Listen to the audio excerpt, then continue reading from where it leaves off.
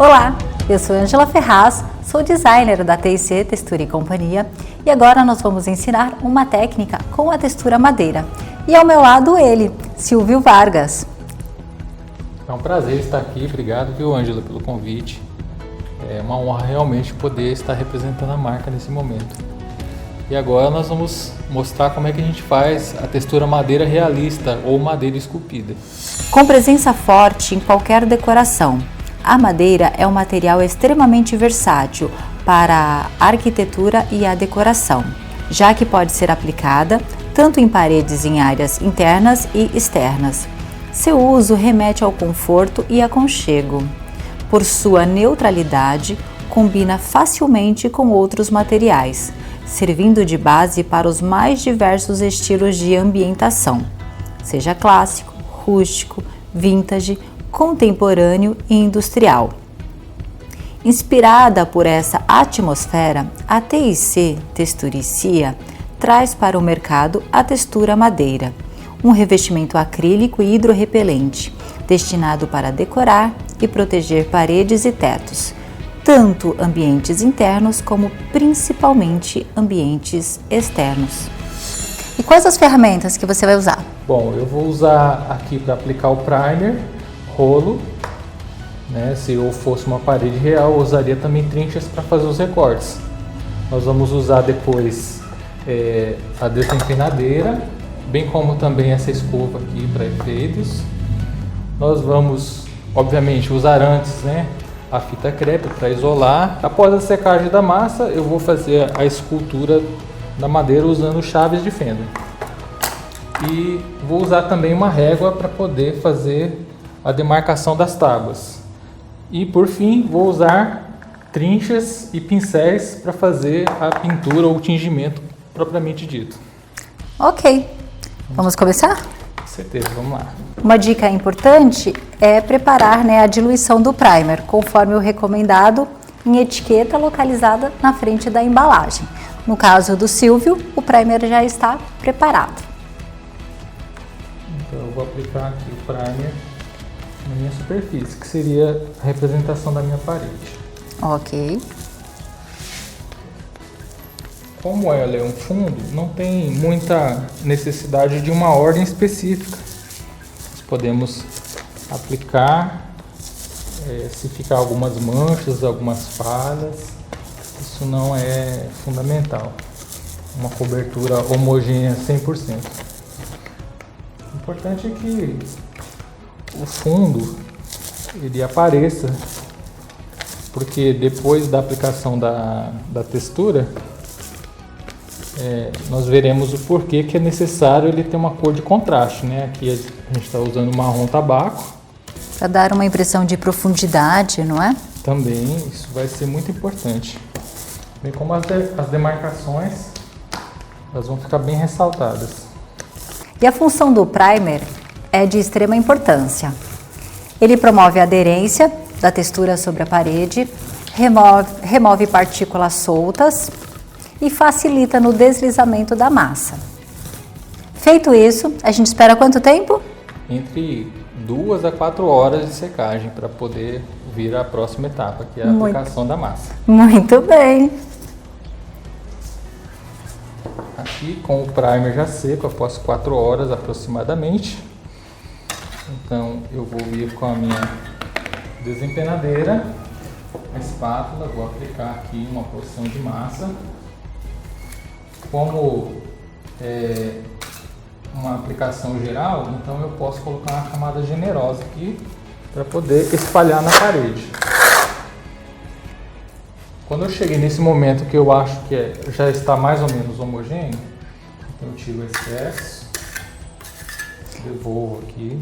Você trabalha a cada quantos metros aplicados para voltar e tirar o excesso? Eu tento trabalhar cerca de uma tábua inteira, né? Que eu calculo com cerca de 30, 40 centímetros de altura, 2 metros de comprimento, até 3 metros, porque esse é o tempo que eu tenho para aplicar e ela já chega no ponto para voltar fazendo os riscos.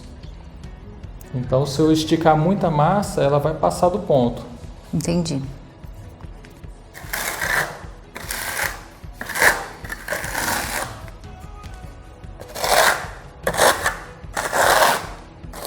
que você desempenou, distribuiu e agora? Aí percebi que agora ela está praticamente homogênea. Então eu venho com uma escova só para aumentar aqui a sensação real da fibra da madeira, usando uma escova para efeitos. No sentido dos veios da madeira mesmo. Ela pode tremer um pouquinho, não tem problema, ela pode fazer alguns ondulados. Que também fica bacana, não é? Justamente porque a fibra da madeira, ela não é retinha. Até porque a proposta é fazer as madeiras na horizontal, certo? Se eu fosse fazer na vertical, eu puxaria com a ferramenta deslizando de cima para baixo. Isso, de igual forma. No entanto, essa questão de ser horizontal ou vertical vai depender do acabamento que eu quero dar para o ambiente. Se eu quero fazer com que ele pareça mais amplo, então na horizontal. Se eu quero fazer com que o pé direito seja mais alto, eu tenho essa impressão, então eu faço na vertical. Bacana. E agora? Aí agora vamos esperar o ponto. Aí a massa chegou no ponto, onde a gente encosta o dedo e ela não está saindo mais. E aí então eu vou começar primeiramente fazendo a divisão das tábuas. Então eu vou chegar numa certa medida. Então, aí você vai utilizar uma régua, muito utilizada em obra, certo? Justamente. Então eu vou pegar uma chave de fenda mais larga e vou marcar aqui, ó, aonde eu quero. O bacana é sempre trabalhar em dois, não é? Vamos falar que a minha parede tenha 2,5 metros. Essa régua existe no mercado de 2 a 3 metros, então enquanto um segura numa extremidade, o outro apoia do outro lado e aí vem riscando. Porque se a gente for riscar sozinho, você concorda? A régua pode correr. Com certeza, né? Claro, é necessário fazer as medições, também fazer o nivelamento da parede, usando prumbos, né? Níveis de mão ou nível a laser. Todos os equipamentos que tivermos nessa disposição para causar uma precisão, desde nível e prumo, vai ser excelente. E com certeza ter um apoio de uma outra pessoa para riscar facilita muito o trabalho. E aí, na sequência, eu volto aqui tirando o excesso, ó, conforme a minha ferramenta. E aí eu tiro esse excesso aqui, já tem uma marcação. Vou usar essa trincha aqui para tirar, fazer uma limpeza. Claro que numa parede isso vai direto para o chão, né? Não vai ficar sobre a minha superfície. Justamente. Aí aqui eu vou voltar e vou seguir aqui mais ou menos. Se eu tiver uma espátula, uma desempenadeira do tamanho da tábua que eu quero, eu posso usar a própria ferramenta aqui para fazer o risco como se fosse a amarração da tábua. Ou posso continuar com uma outra régua menor. Sim. Então eu volto, risco, e aí eu tiro o excesso. Tirei o excesso, faço uma prévia limpeza.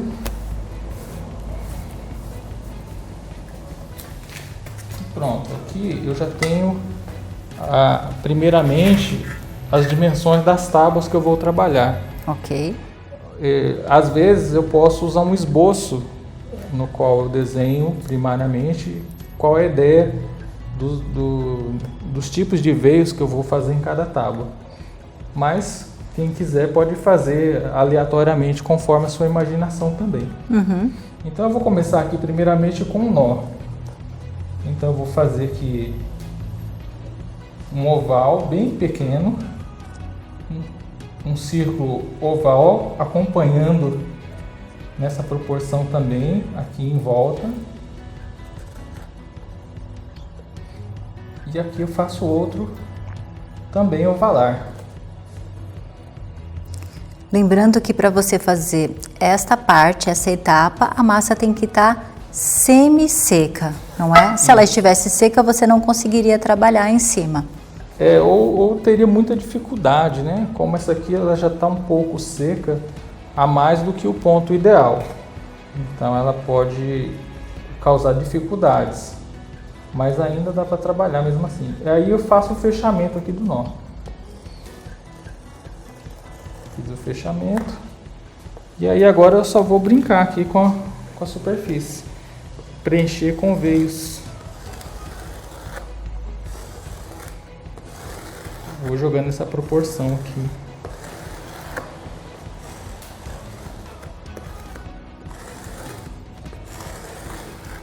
Simples, bonito e eficiente. Maravilhoso. Agora aqui eu idealizei segundo a amostra, eu coloquei aqui um nó central, né, o nó do cerne da madeira invertido. Então eu vou começar aqui e volto aqui fazendo aquele mesmo raciocínio daquele nó ali. Dando a impressão que foi um corte, uma madeira cortada, né? Cortada e feita encaixada. Aqui, esse encaixe. Porque se eu fizesse aqui primeiro e depois cortasse, ficaria muito artificial. Mas dessa maneira eu consigo dar naturalidade ao efeito e aumentando aí a sensação do realismo. Simplesmente eu vou ampliando aqui essa proporção. E não importa a colocação da ferramenta, o ângulo que você coloca para riscar. Isso não faz muita diferença. Vai depender muito do estilo da pessoa. Ok. Aí aqui eu já tenho duas tábuas prontas embaixo. E aqui este nó, eu fiz ele reverso, né, para mostrar aqui a emenda das tábuas, como sendo duas tábuas diferentes e não uma tábua só que eu simplesmente cortei aqui para dar uma sensação falsa de emenda, né? Então, aqui eu vou fazer essa mesma técnica, só que inversa. Eu vou começar aqui desse lado.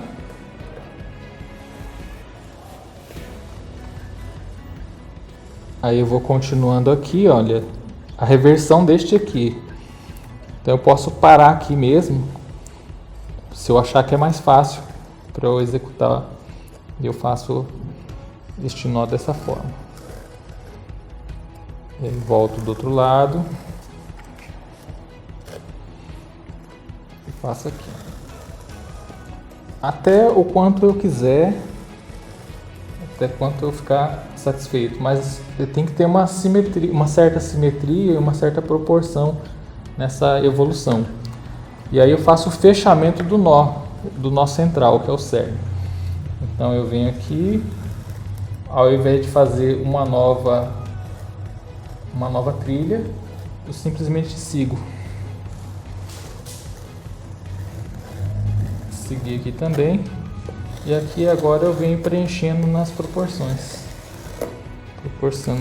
Proporcionando aqui um efeito bem simples, prático de fazer e sem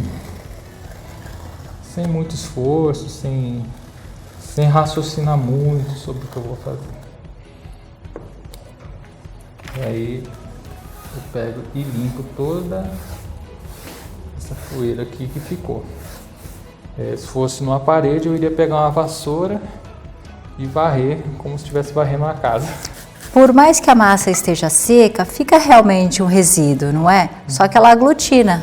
Então o ideal realmente é, antes de passar para a próxima etapa, é pincelar, remover ou vassourar, como queira. Isso mesmo. Aí após a massa seca, eu não sei exatamente qual o prazo mínimo ideal, né? Eu espero de um dia para o outro para fazer a próxima parte. Aí aqui eu já tenho a minha plaquinha pronta. Silvio, em relação aos reagentes, que cor você gostaria de usar? Bom, naquela proposta ali eu usei somente 2 reagentes. Eu usei da cor carvalho e também a cor IP. Ok.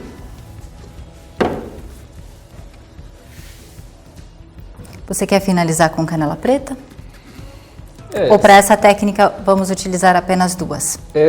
Seria uma opção para um recurso a mais, né? Mas basta 2 reagentes. Ok. Então eu vou abrir aqui o lacre. Ele já está numa textura boa, uma textura mais fluida. Poderia misturar um pouco de água para ele render mais, né? E também ele dá uma translucidez maior, faz com que esse fundo ele apareça um pouquinho. Então eu posso trabalhar com ele um pouco mais diluído, mais translúcido, mas quando ele está de uma forma integral, ele tem uma cobertura maior. Então com um único reagente eu consigo vários tons da madeira.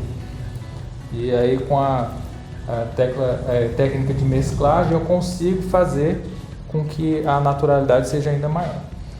Então eu vou aplicar aqui, ó, de modo geral, simplesmente uma aplicação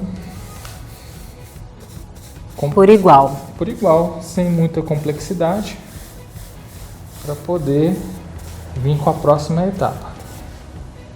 Então nesse primeiro momento eu vou simplesmente fazer uma cobertura da minha superfície. Dessa forma eu ganho rendimento na minha aplicação. E você sabia, Silvio, que esse produto você pode usar tanto interno como externo? Sim. Aliás, essa é uma grande vantagem, né? Porque a gente consegue um acabamento sensacional com um produto deste e a gente tem a certeza de que pode dar uma garantia para o cliente de que vai poder tomar sol e chuva sem a menor preocupação. E o bacana é que em cima desse efeito, apenas a pincelada de uma cor do reagente madeira já dá um efeito incrível, não é? É verdade. Por esse motivo que eu mencionei, né, que se usarmos uma única cor, mas uma parte diluída e a outra parte integral, a gente já consegue um efeito muito natural. Então, eu vou parar por aqui com essa cor e eu vou utilizar esta agora, que é o IP. Que, aliás, é uma das suas cores favoritas, não é? Com certeza.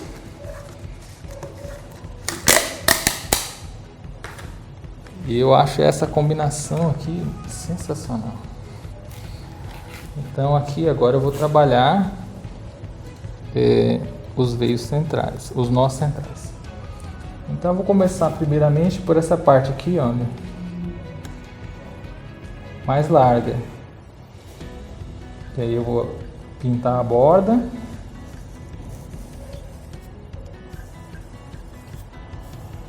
E aí com o pincel aqui, ele já está praticamente seco, então eu vou fazer uma mesclagem com a tinta, com esse reagente que ainda está molhado embaixo.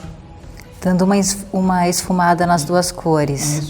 Isso causa uma sensação de sombra e luz, dando naturalidade aí ao cerne da madeira, que é, por natureza, uma parte mais escura. Aí, feito isto, vou para o próximo. Basicamente é esse o procedimento, não é? Completar a parede colorindo. A TIC Texturicia oferece e disponibiliza 12 versões de cores na versão reagente madeira, e a 13ª é o canela preta, que possibilita você dar mais realidade, né, ao seu efeito. Isso acontece, Angela, porque o canela preta a gente consegue causar alguns pontos que ele dá a semelhança de um envelhecimento da madeira. É como se juntasse ali um certo pó ou que ela queimasse com o decorrer do tempo, então dá aquela impressão ainda mais natural. Ótimo para usar quando você quer causar aquele impacto da madeira de demolição. Sensacional, sem canela preta não funciona.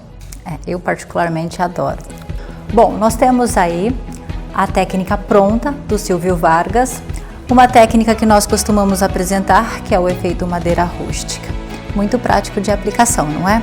Silvio, você sabia que com a textura madeira é possível fazer outras modalidades de aplicação?